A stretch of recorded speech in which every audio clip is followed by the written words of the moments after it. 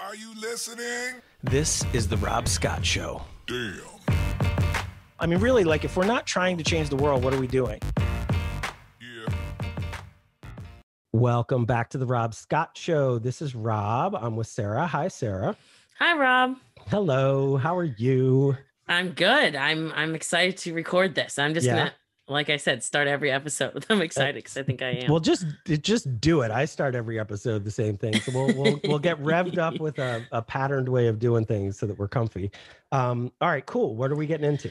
Yeah. So recently we talked about relationships in the terms of relating, and what I found very interesting about that is we talked about relating not to necessarily one another, but relating to our self and our story of self and our self-world model and to consciousness. So I thought a kind of a good complementary episode to keep on that relational topic would be to spend a little time also talking about relating in terms of each other. Yeah.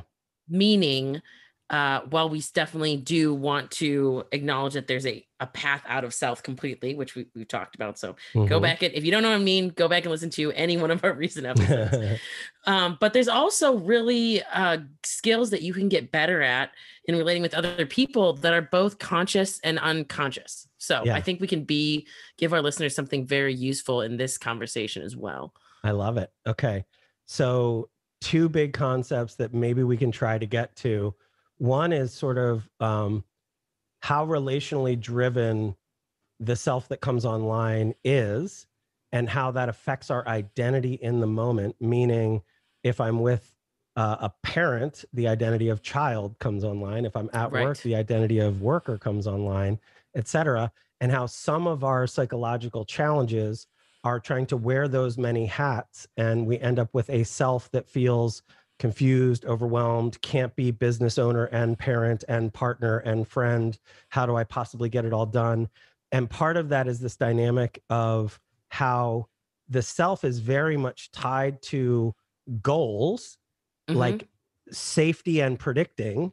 And just that whole mechanism, I think we could dive in on, and it's really, really interesting. And it just, importantly relates back to the management of a really healthy sense of self and identity shifting and what that means so that we can be the best at, being in time and accomplishing and having a self that we love and all, et cetera, et cetera. Okay. Right. Because I think of, our big concepts here, the fundamental shift and identity shifting. And I think of the fundamental shift is really and having societal and relationship. Societal and relational. But, the fundamental shift is like having that ability to change your relationship with what self is and which self you're putting on it. And identity shifting becomes like, after the foundation of the fundamental shift is laid down, identity shifting kind of becomes like, for a lack of better term, the kind of the games we play, right? In our different selves.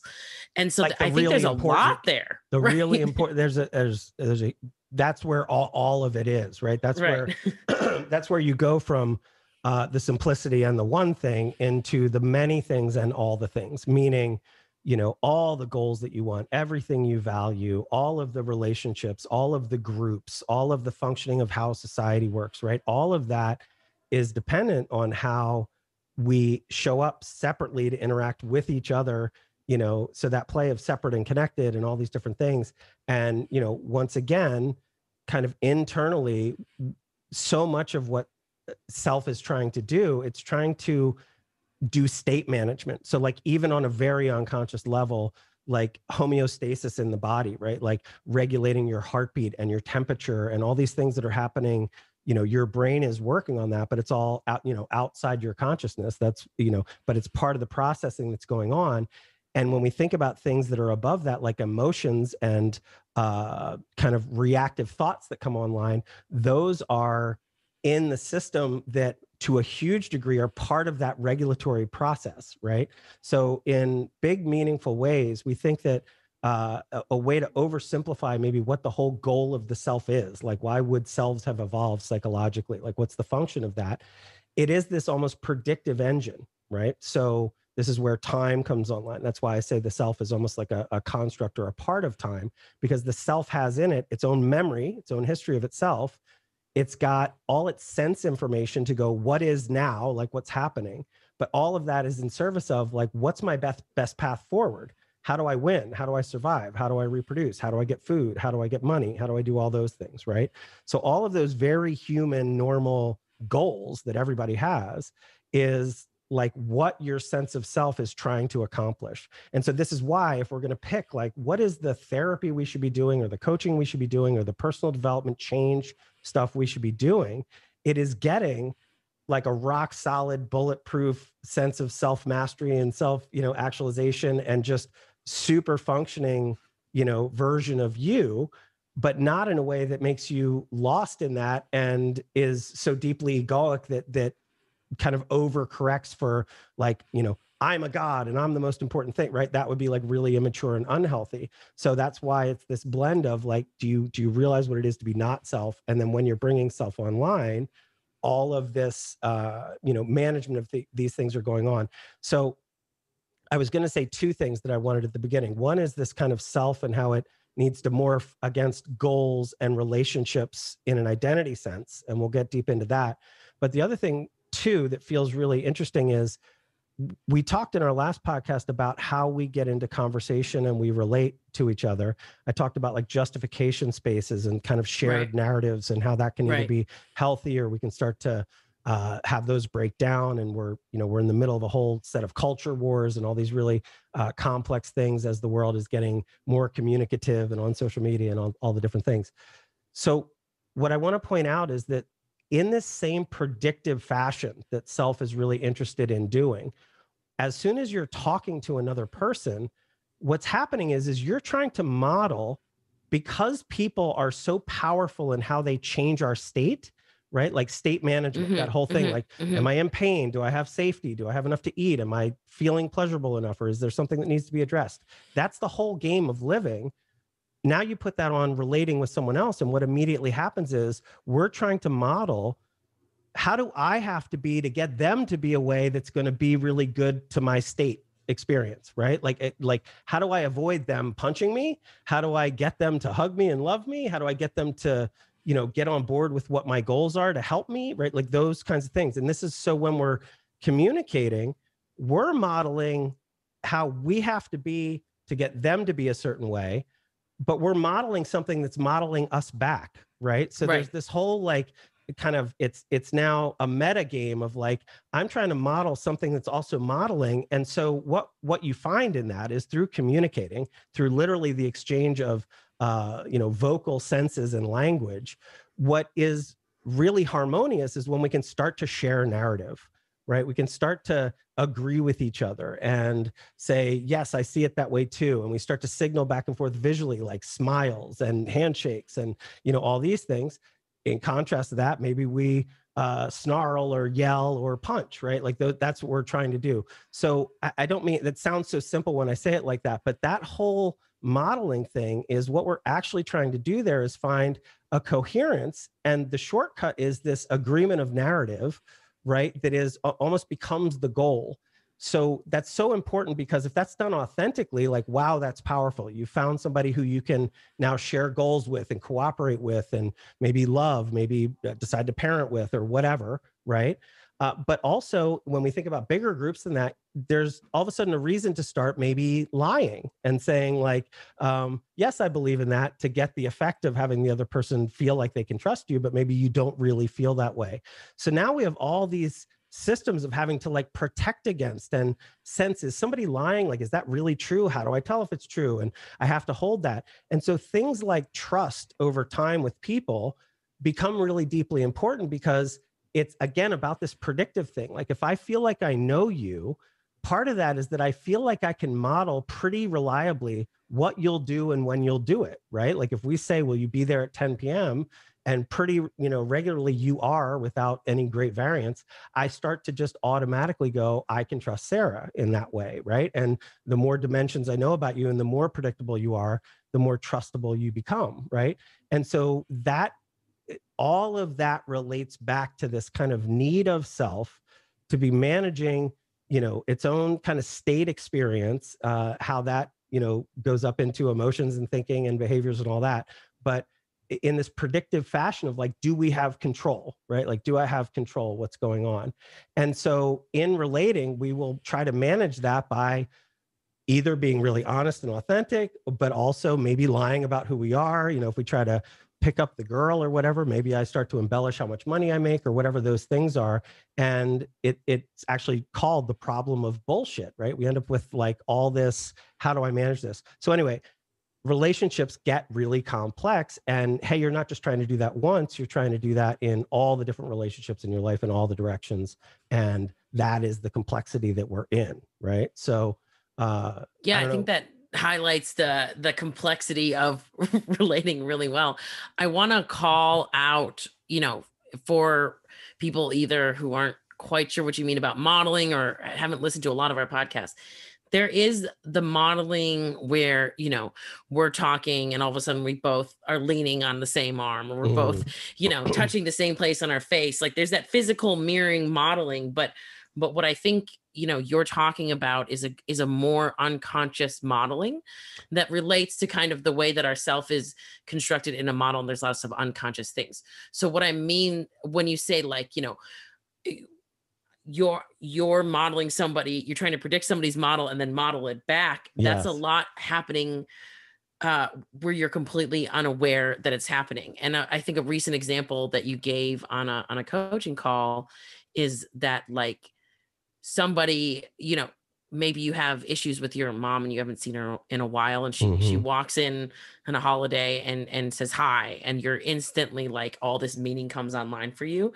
Not like she did anything. It's already there because the model that you last had of her kind of came in and bumped into the model of you sitting there today. Well, wait, and let me just say, thing. so I love that modeling of like, almost like what a mannequin is, right? Right. I would call that more like physical mirroring or whatever. When I'm saying modeling in all the recent ways we've talked about it, I'm talking about literally making an imagination of options, right? Right. And in the past, we've talked about the difference between thinking, which would be like fresh modeling in this moment, really, really thinking something new, versus thought, which is past modeling we've done that has become a memory.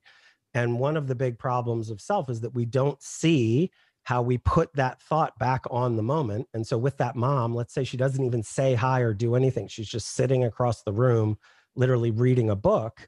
If I bring on the memory of mom is a pain in the ass, or she's dangerous or difficult, or I hate her, I'm now perceiving her through that lens, that model, and she's not getting a fair shot in that moment. Her actual body is just like a prop for my imagination, my model of what's happening. Right. And what's very iterative about that is that I then leave that interaction with another experience of my mom being a bitch, right? Like that's right. And she maybe wasn't at all, but like I'm adding back into my memory, like another one, right? Like, and so we get this long history, we get crystallized into this delusion or this meaning or this knowledge or this knowing, whatever. And so just to back up to what we've talked about in the past, that is at the core of our sense of delusion, right? The fact that we're doing that and we don't see that we're doing that is one of the core things. But what is going on with the modeling? Like, why are we modeling at all? It's because we have memory, that we get this sense of time. And so all of a sudden, in the moment where I have any kind of agency and need to make a choice behaviorally or otherwise, I am modeling different options, right? And so that's why it can be useful. Like if my mom is dangerous, like she's got a 45 under the table and she's drunk and whatever, like me coming online with the model of like, hey, maybe I'm in danger here, I should pay more attention to her, is a very useful, like that would help Darwin along and let me survive longer, right? Potentially. Okay. The problem is that a lot of that's on autopilot, and we don't have that exactly right. So we're fighting about things that we don't need to be fighting about, et cetera. So, well, I might want to throw onto that kind of, since we're pulling it apart a little bit, is not only the memory, the thinking that became a thought that became a memory, but also like, in the light of talking about relationships, there's heuristics there that societally, when we talk about, in time and in self of identities, there's expectations that go with parent, the word parent, right? Everyone's like, okay, I know what that means. Yeah. Boss, spouse. Yeah. partner, child, like all these words without any of your own, like Rob's own history and time and Yep. whatever. If you're a human being in society, then that all like that wouldn't heuristics also come online there and bring a whole lot of meaning to your Well, subjective I love this. experiences? So another way to say that, imagine if the function of psychology of self, right, is uh, actually just inference, meaning uh, I am trying to successfully infer when something happens, what does that mean, right? So, so literally, like psychology's function, the psychology of that self-world model running well is I am trying to infer as things occur, what do they mean? What should I do about that? So Right. as we're in time and I've got a model of self and world, I'm the better that I am at inferring meaning, the more sane I am. The breakdown, if I'm, moving toward depression or anxiety or schizophrenia or some real psychological dysfunction, is when I'm inferring things that are not at all real at all. I'm hearing voices that aren't there. I'm maybe seeing visuals of, a ghost that doesn't exist at all. And I can't have any kind of closeness to a shared reality with other people because my inferring the meaning of things is completely wrong, right? So let's think of those two real extremes, right? If your self-world model is not working out for you, it doesn't mean that there's not anything literal to do in the world. Like you may have real needs to make more money or figure out leaving a relationship that's abusive or whatever. But the place to begin is figuring out, am I even modeling and inferring properly? Like, am I a meaning making machine that's doing that well? And chances are you're not, right? Like, because without training on this, like the default settings here leave us overly scared and safe, not feeling free enough to go out and do things, et cetera, et cetera, et cetera. Okay. Now, even prior to this, we talked before about how there's like parenting and how there's relating almost before there's a sense of self, right? Mm-hmm. In a different way, we could take that into cultures, right? Like our Western culture here is very individuated. And what's a blanket kind of assumption or lens that culturally we have is that it's really important to be unique and special and important. Okay. Right. Whereas in some Asian cultures, that's not true at all. It's much more duty based. And it's not that they don't have any sense that they're separate. Like they would know that they're unique and different, but it doesn't matter to them. Like that's not advertised. If it's time to go take care of a parent, of course they do, just because that's a part of the duty. Right. Right. And so these things can be very cultural. We talk about nature, nurture, very much in the nurture space of like, what does the collective say is important to be and do and all that stuff. Now here in our, we're awesome and look at me and, very egoic kind of culture. We have our rights. Well, right. But like also like every choice of what should I do here? Like every choice of my modeling is being inspired by, boy, I don't want to fail in front of anybody because then I'll be embarrassed. Boy, what would be the move that's going to make me the most powerful, the most attractive, the most whatever? Like it's very identity based, right? It's very like me based. And so part of when we're talking about getting a healthy identity and all that, some of that is realizing how much that stuff really doesn't matter actually, right? That your own psychological health and happiness isn't in the whole world saying you're the best, right? It's much more about you being really connected with what's the best or whatever. Okay. So, but that doesn't mean that relationships don't matter. Of course. But all of these things are, now we have a self that comes online. And by that, I just mean a model of like, I've got a history. I've got what things around me mean, right? Mom is something, to your point, like everything comes with its heuristics online. I've got a model of myself and the world. And now I've got to decide, like, what do I do? Do I get up? Do I do whatever? The actual choice of like raising your arm, right? There's a lot of studies out there that talk about that what happens in the brain that makes the arm move is that I have an imagination of where my arm should be. And the difference between me somatically feeling like where it's not, the automatic parts of my brain like go online to move my hand to where it is. And things like Parkinson, where that becomes harder to do because I don't have physical control of my body, my proprioception breaks down, is they're wondering how much in the brain that's this difference between what the model of what it should be and what is in the moment, like that difference matters. So that's on a very moment by moment basis. I'm talking about like literally moving your hand and how that might work, right? But when we talk psychologically, we're also modeling like, what should my whole legacy of my life be, and all, everything in between.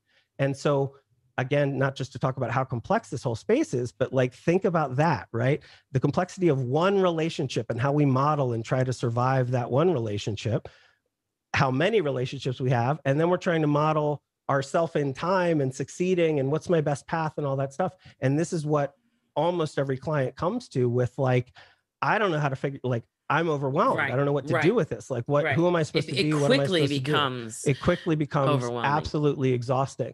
And so again, like our role in relationships, like partner, parent, son, boss, blah, blah, whatever. Should I be an entrepreneur? Should I go get a job? What will that say about me?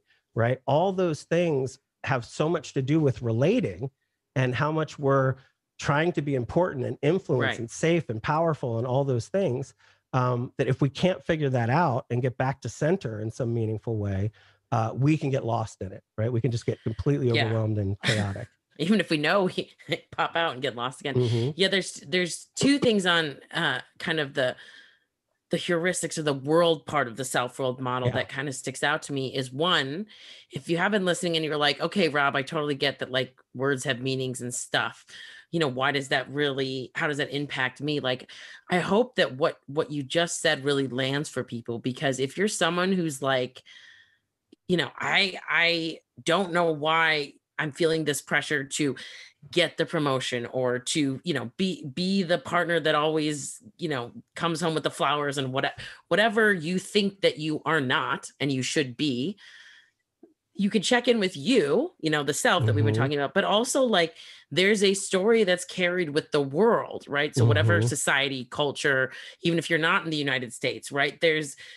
That's where I think heuristics are so important and need to be kind of given the nod, because it can create expectations that so overlap with also relationships, right? So what my mom thought her mom thought was right, that that generations, that's how she parents, and if I had kids, that's how I would parent, because that's how my mom parented. Like, how we treat our partners, and if we had multiple partners, well, our last relationship was this, and all these things are complex because they start to overlap, because there's a base kind of whatever the media feeds or society feeds is like the values of that relationship generically, which then is modeled by the people that we're influenced by, and so just to kind of ease the burden of someone who's like, I don't know why I just feel so pressured, like I need to have this role, or I need to be this type of father, or I need to be this type of whatever, friend. I'm not a good friend because I didn't X, Y, and Z. Like, some of that's coming from you, I'm sure, and some of that's also the models that you maybe consciously don't even realize they're being shoved in your face from either a movie or a parent or so that's like, we talk about that often, like just the context that's in, right? So as the context changes, the self and world model changes to meet that context. As you change your thinking, that's one way to change the context, but other people behaving will change the context also. Right. And so here's a really important thing. A part of any of those contexts of self, because self has time, self has all the needs and all the desires and all the things in it, right? This is like, as it all kicks online into motion, right? We're out of the stillness of isness, and now we're into the motion of life. It always comes with like a goal, right? Now the goal may be unconscious to you, but like, this is how we're deciding consciously and unconsciously, like whether we get up to make the sandwich or whether we stay watching the movie, right? Right. And so to keep this about relationships, when you're in a certain context, like you're at work and there's your boss and you feel whatever level of confidence, et cetera, that is changing the context of how your self-world model is showing up in that moment and what the important goals are, et cetera. So let's say that psychologically, that becomes like, you just can't ever feel like you get there. Maybe your self is starting to feel bad. By the way, if we were to change that context, maybe you have a partner at home that makes you feel so wonderful that you can really just put down work. And in that context, you're deeply happy, you love it. And it just feels in those moments like, I've got this horrible job. But then we go back to the job. And in that context, it's like, oh my gosh, I almost forgot how unhappy I am. Like, this is the worst. I'm so scared. I always feel embarrassed here. Like, this is the worst, whatever. So let's say that becomes psychologically like a real challenge. You want to go to therapy about it. You want to get a coach. Like, I have to fix this. This is it. Why the fundamental shift is so powerful, and another way out of the moment, or out of time, I should say, and into the moment, is to drop the goal, right? Like, because if you drop the goal, all of the things that are the context that the goal is there in is what gets you back to this moment. Right now we're talking about like, oh, I don't have to be anywhere else. I don't have to go anywhere. There's nothing to solve. There's nothing to do. And so when we say like drop the self, or drop the self world model, or focus just on your breath and your sensation, another part of that is drop the goal, right? Like really put down just in this moment, just for the next 30 seconds, right? Just come back to making it okay to be exactly where you are. Nothing needs to be accomplished, right? I don't have to move. I don't have to do anything. Go find a place where you can literally close your eyes or listen to a song or whatever. And as you do that, in that moment, that changes the entire context. Yeah. And when someone goes, well, that doesn't solve it because immediately it comes back online. True, right? Like, as soon as you begin modeling again. But if you're lost in the model, having the agency to even get out of it at all is step number one, right? Like, it's this thing, because guess what? You could then rethink your goals, right? You could come up with like, well, in this context of this job, maybe I don't need to be manager and I could just continue to be at this level. Or, you start to rethink what money has to be and all these things. This is a part of what the freedom is of playing with what a relationship context can do to us, how that will automatically have like a goal that gets a part of it, and how that all is like baked into the whole heuristic of the context of the self world model that's online in any moment. Yeah, well, I mean, hindsight's 2020, right? So if you have a interaction, with somebody and it goes well, but then whatever happens after, you're like, oh, well, that didn't really move the needle. But if you had an interaction and you ended up punching each other in the face, and that led to, oh, you can never get together, and then all your friend groups fell apart, and then the chain reaction when things go badly, things are an annoyance until they're a big problem. And that's when usually people put their hand up and say, I need help. Not often do people be like, well, I have this thing. I'm not great at it, but it's not a big deal, but I think it might become a big deal. Let's work on it. Right. People don't really start working on problems till they're past that point, which is why I think it's so relevant when we talk about up-leveling consciousness or becoming more enlightened, because that kind of skill will keep you out of like, this is a big problem. This is a addiction. This is a divorce. This is a, I lost my job kind of problem, because there's these little things along the way where, like you said, if we can get it down, then we have the freedom, right? Because the world, the house isn't on fire. So we can like pack up the boxes at an appropriate time.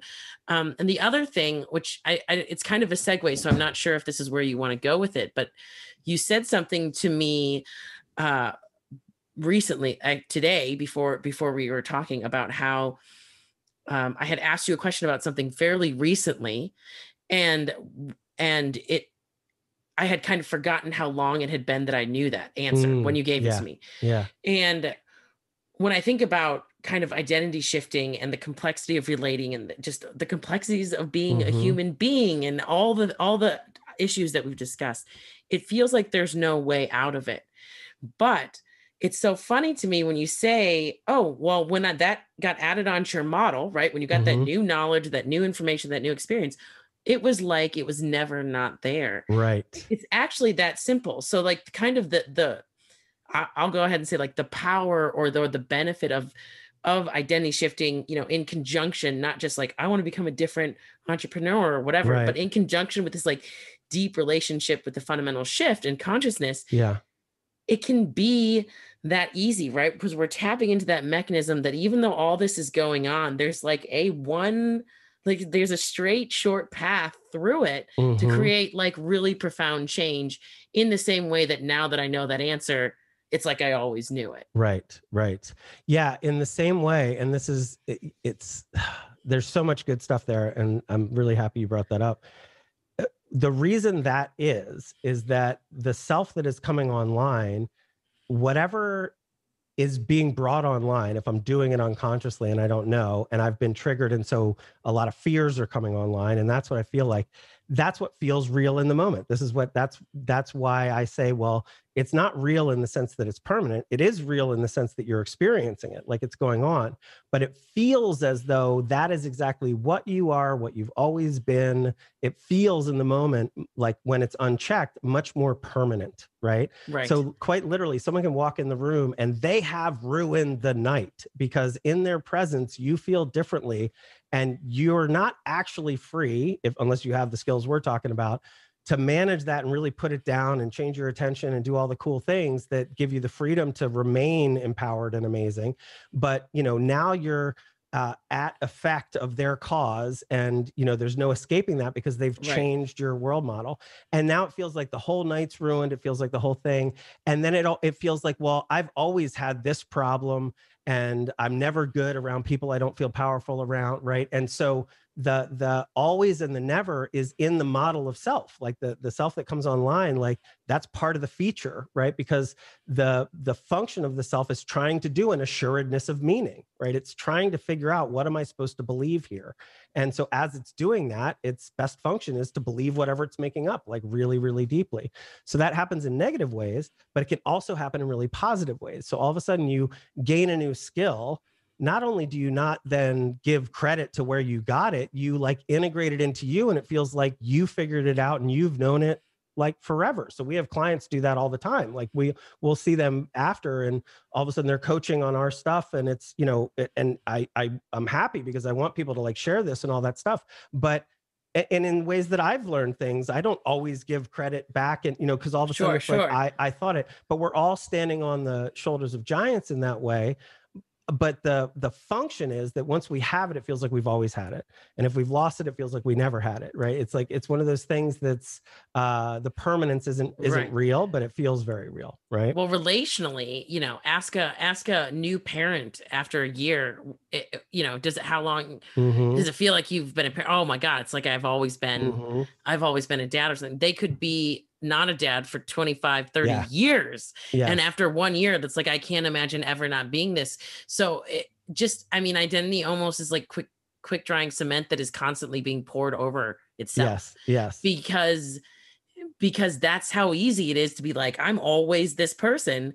And also how easy it is to like always feel like you're a different person like a minute later, it's like fascinating. So I love that. So we're doing a lot with identity, but let's do it with relating. And there's a part of that, maybe we don't have to get back to it, but like about the roles, right? About like the being able to shift roles really well. But more than that, that's related to this.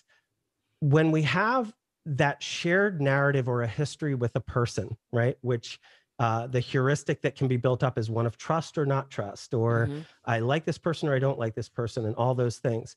Number one, I want to really try to describe almost like a shared space, right? It's almost like a non-material space between the two of you, which is like an agreement on who we are, what we like, right? This is like what friendships are. This is what intimacy is. This is what, to a great degree, love is, right? We're making agreements on how we'll be to each other. And are you my best friend or are you just an acquaintance? And, there's like levels of what these things mean. And as we know each other better, we're creating this kind of almost shared history. It's almost like a group identity in a sense, right? So imagine if you're a part of a group of friends, the group has its own identity. It's literally like a we space that can arise, right? All of a sudden and so when that person shows up, I'm actually different, right? Because when they're around, there's a new we space that I then feel called to live into, because if I don't, I'm not honoring the agreement, that we have to each other. So if that person isn't in the room, I can feel very different, right? And I will feel very different. But as soon as my partner or my best friend or somebody moves in, now it's like, and all of a sudden I have to kind of step into whatever that kind of shared we space is with that person.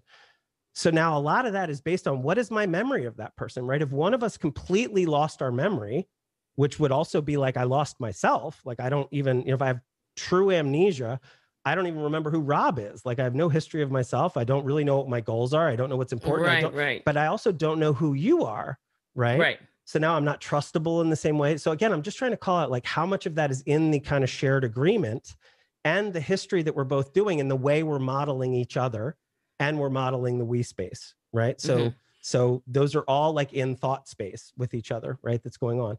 So we talk about trust, how an entire memory record of somebody can be kind of ruined, right? If at the end of a relationship, somebody does something that's like a deep betrayal or whatever, it can become hard for you to even remember any of the good times in the same way, right? The entire model of that person gets affected in the same way that, like, once I learn something new, I feel like I've known it all along, right? It's because it like updates the memory record of the whole system, and the heuristics that we use to build the story of that person, it's all been tainted in a sense, right? So to survive that, if somebody's betrayed me, and maybe it's literally like the only one time they've done the action, like we've spent thousands of hours together, they've all been amazing, that person's given to me, been amazing, awesome, everything. Mathematically, it doesn't make sense to spoil all of that, but because maybe I can't get past something psychologically, I will maybe taint on purpose the memory. I'll go back and go, well, I never really loved him like I thought I did. Or, because I couldn't trust him, obviously that didn't mean the same thing. So like we're literally updating and changing almost like the history of the memory of the person. Okay. So this is, again, why is this important? Like, why does this matter? Well, like, this is how flimsy and difficult relating can be, right? This is why sometimes there's great oversimplifications, and we'll get into a pattern with a partner where we're not really learning anything new or doing anything different, because it's just safer to remain the same kind of person, right? Like, let's say one of the partners wants to change their political affiliation, but maybe they won't because they know it's going to deeply affect the partner. And so like that will mess up the we space, so they don't feel that same kind of identity level. I can really be who I want to be now because I'm sacrificing some of my own autonomy to be in this we space, right? This is part of the complexity that comes up in our relationships. And in our deepest, most intimate relationships, that's a really important, trusted space. But then in our work relationships too, and in our communities and in these other things, that's what's on the table. And that's what we have to get better at being authentic through, knowing how to manage that, knowing that that's what is actually happening in the relating, right? That it's not just like people will show up and they go, I don't know why I'm different when my partner is around, or I don't know why I don't feel free to do these things, or I could never tell them that, right? Like we start to lie and hide because we're protecting a certain agreement, but personally, we actually have all these other desires and we stop showing. And this is like the birth of persona instead of really being intimate, et cetera. Yeah. I mean, it definitely destroys kind of intimacy. I mean, I guess let's keep talking about it. I had an example pop into my head while you were talking, and I want to share with you. And then it's also like, maybe you can help me after talk about why it's a little different than therapy. Mm-hmm. But, thinking about what the benefit is, let's imagine, it's a completely fictitious story, but let's imagine that I am super close to my dad and he's awesome. And then I find out, as an adult, oh, my dad actually had an affair when I was Mm-hmm. younger. Right. And so like years of memories of this awesome, powerful relationship with my dad gets completely changed with one event that Mm-hmm. didn't even occur in real time. Right. This is an event that I found out about, but was way long ago. And then let's say I find out everybody knew. My mom Mm-hmm. knew. That completely taints the version of my mom. My siblings knew. And I'm all of a sudden thinking, well, a few things. You said, what's the benefit of understanding that, like, then psychologically we go back in our model, in our timeline, and kind of tweak all these things. A couple things. One, it's like, imagine that's really you and that happens, right? You're going to feel a loss, right? Because you have to kind of kill these memories, these good memories, right? It's almost like the death of this person. Well, this it's also version of maybe this a ton of person. embarrassment. Like I was duped. I wasn't able to see the truth about Right. It something. changes like how I see me. It changes how I see them. Yeah. Mm-hmm. It changes how I see my family. And then it goes, wow, every event, every memory, every recalling of Christmas, of birthdays, of whatever, right? And this is a completely false extreme example, but like, let's imagine that. And then you say, okay, now I need to go to therapy, right? Because like literally everything I know, and then it's impacting like forward too, how I relate to my partner, who do I trust, how I'm relating to my kids. Can I trust anyone? Can I trust anything? Right. Am I just a dummy? Like, why was I so stupid to believe these things? Or why Totally. I felt safe and like this person was honest, but obviously they're not about the biggest, deepest things. Like, yeah. And the very nuanced part, and why I specifically picked that it happened, like, say, even before I was born, right? Mhm.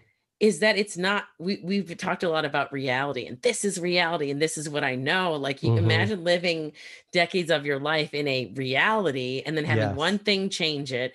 So that's why this really matters. And that's why I was kind of thinking about, like, how identity is like quick drying cement, because Mhm. that maybe that one day or that one moment or however long the affair was, like, he was kind of an asshole. But, Mhm. like, let's say he just wasn't an asshole for that long, and that's how quick Yeah. our brains are modeling And maybe ourselves. everything else and every way your father related to you was absolutely deeply true, and it had nothing to do with you. And Intimate, pure, loving. he was trying to protect you for not telling Right. you. And maybe he even, once you became an adult, he would have loved to have been honest and really owned who he was with you, but he thought that that would hurt you because of how bad it could be. All right, so what's on the table there, right? Like this disaster happens, and if we just make it binary, one is, okay, it's more important to me and I have to like genuinely figure out forgiveness and trust, right? Like I choose to do that and I want to do that.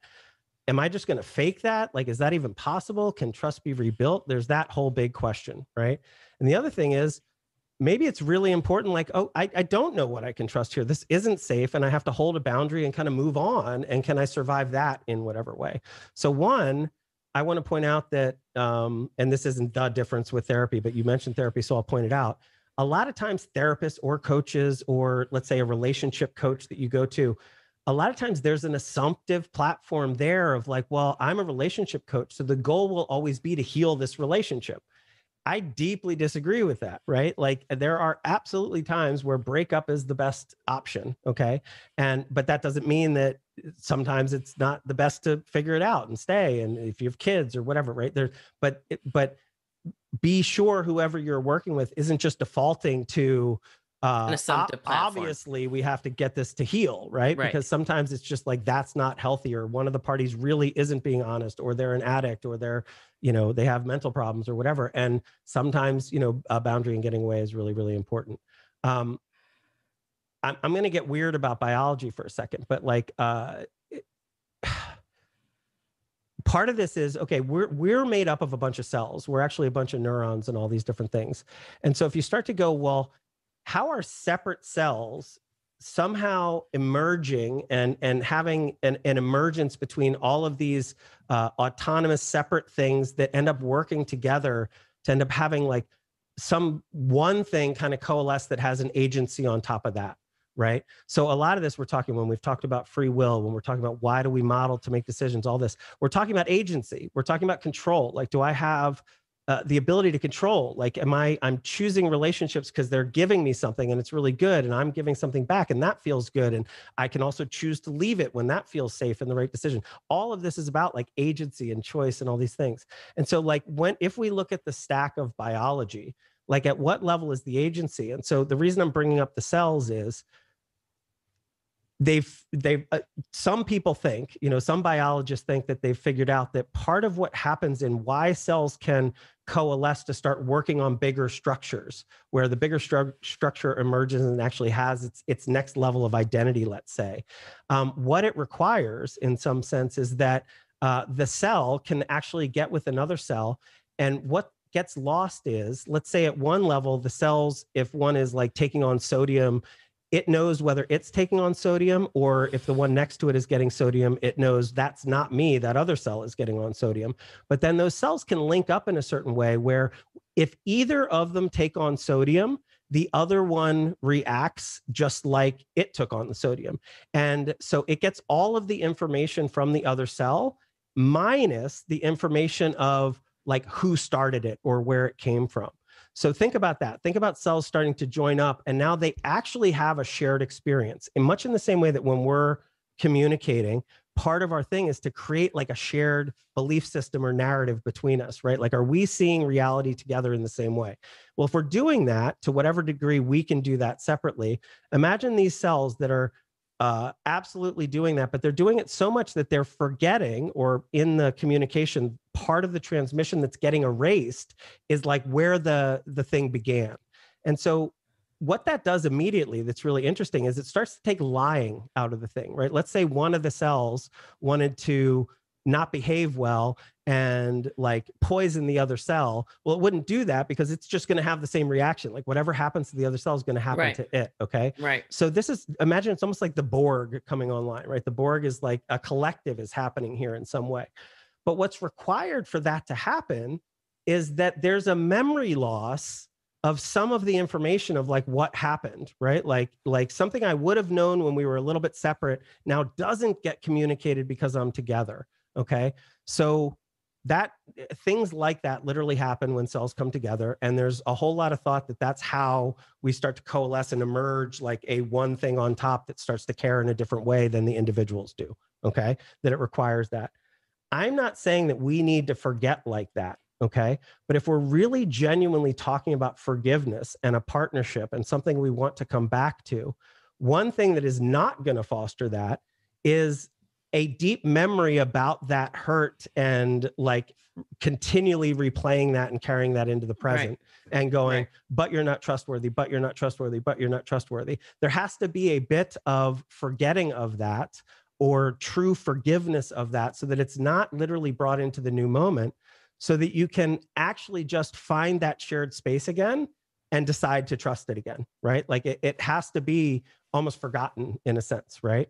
So does that make sense? Does that analogy make sense? It does. And I just want to say, like, because we're never saying this is, the absolute right or the absolute wrong. But what I think you really just mapped out very well is not what, if that situation's happened and you're at a crossroads and you can take door one or you can take door two, and you're not saying you have to go through any certain path, but like, look what your options are. You can be the person that lets that destroy all the relationships in your family. It plays over in your head. It ruins every holiday. It deteriorates you as a parent, as a you're passive partner. aggressive. You're saying things under your breath. You're satelliting them and doing jabs at them because you're so angry, right? Or you can choose to move forward in a really useful way. Now, what I also want to point out that maybe you wouldn't get in a certain type of therapy or something is that's not based on another story, which is the story to leave, the story to stay, the story to fight, the story to forgive. Like, it's not based on one right move. You always forgive. You always stay in the marriage. You always, whatever. You but it reconcile. Is based on another story, but there's not one story that it needs to be based on. So what I mean by that is the new story might be, I find a way to realize that your intention was good, or, hey, you were only doing the best you could then, or, let's say somebody goes through a bunch of abuse, but you realize, my parents were really young and they were addicts at the time. I can imagine what it is to be a young addict with a crying kid, and even though it's not right, I can understand, right? So the new story can be like, I can understand why that happens. But the actual cooperation of the group, right, needs to have an authentic sharing of meaning between them that is like active and doesn't have dissent and individuation in it. Okay. So let me say it another way. I've talked about us and them in different talks I've done on stage and all that kind of stuff. And to one degree, if we think about functioning as groups, whether that be family or community or society as a whole, part of this is having this idea of like, what's us and what's them, right? And, there were 18-year-old kids who will go to war and get killed for the us of this nation, right? Or that nation or whatever. So there is a deep behavioral thing that we can get really on board in our thinking and our feeling and our behaving that is identified with us versus them in big ways. And I've talked about how wide can we expand that us? In fact, could like everything feel like us down to like the whole thing? In fact, maybe there is no them. Like, what would that be like, right? But to the degree that there isn't us and them, we start off as, this baby that doesn't have any kind of sense of anything. Before you know it, there's like a family sense. Before you know it, there's a neighborhood sense. If you never grow past that, you might be like a gang member who's against, even your own nation and all that. But like your 3-block radius is your home, and what is us. What I'm pointing out here is that let's say you're a brother and a sister going into school, and somebody punches the sister, the us part of that, there's a little bit of like the brother got punched too, right? There's a collective we that arises in that shared space of us versus them. So in the relationships that you do want to foster an us feeling, and when there's a challenge to that because somebody's been hurt or acted individually or, you know, not honored the us part of that, there's a damage, right? But if you want to heal that, you can't come back and like not step back into the us part of that, right? You can't. And to do that, you have to redo the narrative in a meaningful way.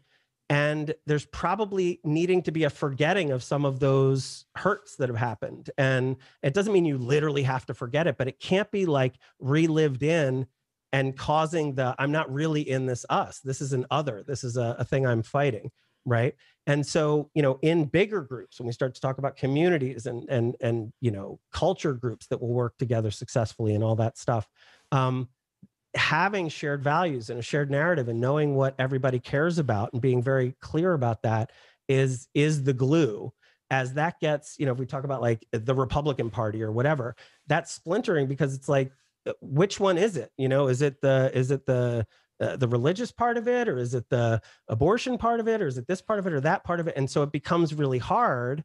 We lump all that together into one thing. I might agree with 2 of those, but not 8 of them. And, you know, like, but what do I do? Because that's my identity, et cetera. So again, it's messy, but there are functional things that we can do that like deeply help immediately. Yeah. Well, I mean, it's also just trying to get better understanding of what's going on. Cause like you said, a lot of our clients come and they're just overwhelmed, you know, and it's just like looking at all the different aspects of relationships, from ourselves to our past, to our, you know, close relationships, but even to society. Because when you were saying that, I'm thinking like you had said, you know, when we relate, we what we're doing is we're finding a shared, you know, agreement within the thought space. Think about like when a tragedy happens and then we symbolize it, right? So I think of like 9/11 and the hashtag like never forget, or you know, putting a flag at half mast, right? Even like culturally, we pick one part of something, even though, you know, it could be a war, it was this, there's like a million different stories within the event and interpretations, and we're like, this is the symbol for that. So we can universally all get it, you know, totally. And so that's what that is. And in its best kind of working, that's great, right? That's really unifying. And in its worst, maybe even, you know, kind of recently with like the statues example and taking down the statues and protesting, and you know, it doesn't work because we're now saying, hey, this thing that I agreed upon, this statue of so and so general that we agreed is sacred or is valuable or is honorable, is not anymore. But some people think it is, right? That's when you start to see conflict at that kind of level. Also, same like within, you know, we'll say a household, like we've been talking about, or a parent child. Yeah. And I don't mean to cut you off. I think I have a different way to say it that might be helpful. Remember when I said self-world model is coming online?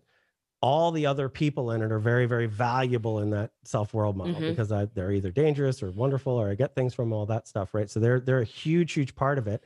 They're all modeling too, okay? And a part of the model is goals. And another way to say that is values. Like, what do I value? What do I want? Where are we going? What's the point? What are we doing, right? If we're all modeling differently, valuing differently, caring about things differently, it's chaotic, right? We're bumping into each other. There's no agreement. Because I'll meet you and you might have a whole different model about what you care about. And your move is to lie to everybody so that we can misinterpret you and you can get some advantage in some way and you can go game the system, right? Like that's not going to work long-term. There might be short-term advantages of doing that, but like for cooperation, that's going to be difficult, right? So part of what comes online when there's real intimacy and history between people is when we are building a shared model, at least together, where we've got the memory of what was fun and what we loved and what we trust. And oh my gosh, I'm so glad to see you again, et cetera, et cetera, et cetera, right? Part of that, and we may not share every value we have as a separate individual, but part of that is that we have some overlap of we-ness, you know, that is the usness, that's us, that's protected and important, that we each have memory of, that we both can speak into. And it's not that we could both like speak our values, but somehow when we're together, what we choose to do and how we value the stories that we tell and all those things like are aligned, right? And so betrayal or something is like a deep breaking of that. Now I don't feel that that's a safe space or that there's a we space there. Now you're an other. You're not an us, you're a them on some level, right? And so to your point, as we get that into bigger political parties or whatever's going on, if we're not putting the same model together, right? Number one, if we don't see that we're modeling, then we're just unconscious at levels that makes this all very difficult to manage. But if we can all become more aware of how we're modeling, how we're valuing, what really matters, and we can find agreement on that, now we start to have bigger and bigger groups that can cooperate, right? That can start to work better together. They can find value together because they're clear on what they value, what matters, et cetera. They have clear goals together. Okay. So if we start thinking about, one argument is like, well, then just go find your niche, right? Just go find your thing that works well. And we'll all have our own different ones, and that's fine. And to whatever degree that can function, fantastic, right? That's great. But I think we can all imagine that very quickly, those different groups that value differently and care about different things are going to start kind of warring or arguing, or there's going to be an us and them kind of thing.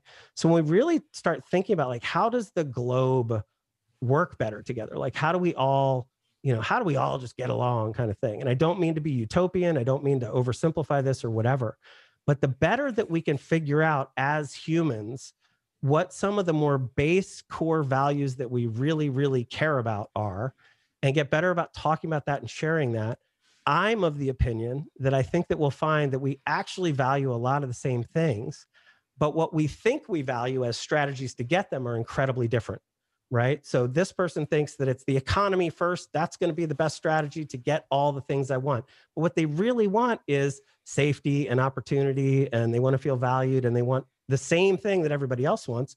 But this person over here thinks it's going to be socialism, and if only the government would do X, Y, Z, whatever, right? So the paths to these deeper things that we value are different. So we don't agree. We can't actually coalesce into a shared vision that we can get a we space going that's meaningful. We end up going us versus them all over the place and fighting and not getting along.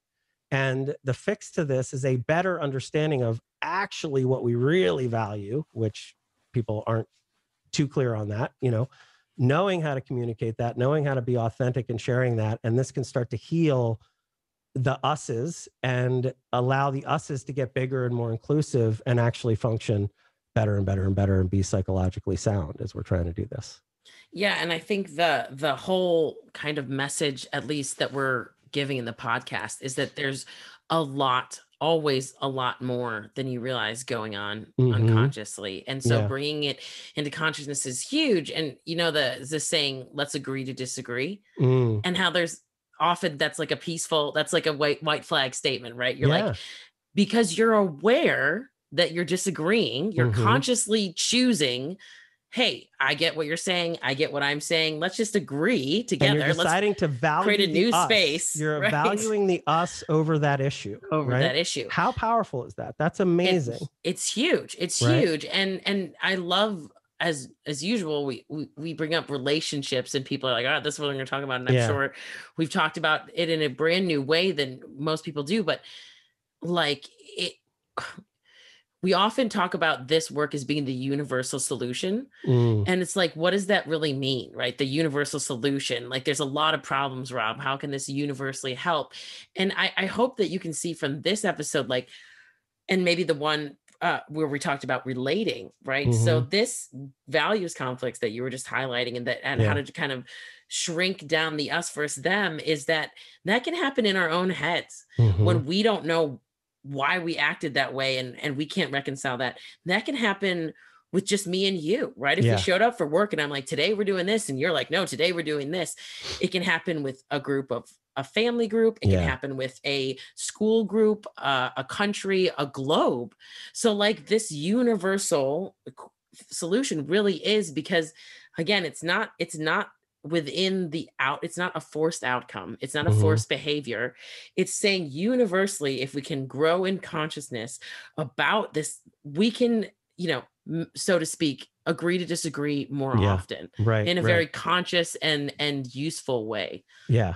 And it doesn't take uniqueness. It doesn't turn us into the Borg. It doesn't do anything. It allows us to individuate really healthily, actually put down self really healthily, come into community really healthily, let society function really healthily. It's not utopian. This is not like it just is going to fix every single thing. There's still going to be selves that are figuring things out and struggling, and there's going to be immaturity and maturity, and that like it's going to have all the things, but we can do better. We can function at a higher level, and we can set that on autopilot, right? So one of the things that we're working toward here is, so it's like we never didn't know that we didn't know that thing. Exactly, right. Yeah, I mean, I'm so glad we came back to that. Like, if it's chaotic for you, step one is like figuring out some control over that, right? And that feels like that would be the final answer. Like when it's out of control and you feel lost and like psychologically it's a mess and all that, it's like, God, if I could just control my emotions, or if I could just control my negative thinking, or if I could just control this behavior, right? There's this self-mastery control component that feels super important, and it is, right? It's super important to get to that. But if you had to control it all the time, like if none of it was on autopilot, if it was still constant, horrible impulse and difficult thing, you could control it. But it like, how energetically draining is that? So once you actually learn how to control it, the next thing is like, how do I put this on autopilot? How do I make my unconscious meaning making the most optional or optimal it can be? And as that starts to come online, that's real growth, right? That's like where, it's not that you just can drive a car. Now you're like good at driving a car and it doesn't take a whole lot of energy. We've actually put it into the system. And so very much in the individual and the collective, we can put this into the unconscious of the individual. And as we do that, we can put this more and more into the unconscious of the collective. And I think this is what evolving looks like. I mean, this is what growth and evolution looks like. So conscious evolution, if it's not clear, we're deeply interested in that here. So yeah. I know. I love how we're like, let's talk about time. And then we say like completely standard things and relationships. I do think we'll get to dating tips later. I was going to say there's still more to go on the relationship front, but I really enjoyed this conversation. I think it's also, I hope it's as useful for everyone listening as it was for me. Good. Yay. All right, everybody. Be kind to yourself and everybody else, and we'll see you next time. Thanks so much. Bye-bye.